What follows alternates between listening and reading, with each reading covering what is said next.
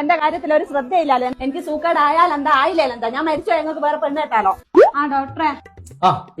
എന്താ ഡോക്ടറെ, എനിക്കെന്തല്ലോ സൂക്കേടാന്ന്, പനിക്കുന്നോ, മേലും കൈയെല്ലാം വേദനാണ്. കുറെ ദിവസമായി ഞാൻ പൊരേ കിടന്ന് ഇങ്ങനെ കളിക്കുന്നു. ഇങ്ങനോട് പറഞ്ഞിട്ടൊന്ന് ഒരു ഡോക്ടറെ അടുത്തൊന്ന് കൊണ്ടുപോണ്ടേ? ഇനെന്തോ ഒരു സ്വഭാവ ഡോക്ടറെ. Relax relax. നിങ്ങളെ പേരെന്താ? കുൽസു. വയസ്സെത്രേ? 38. 38?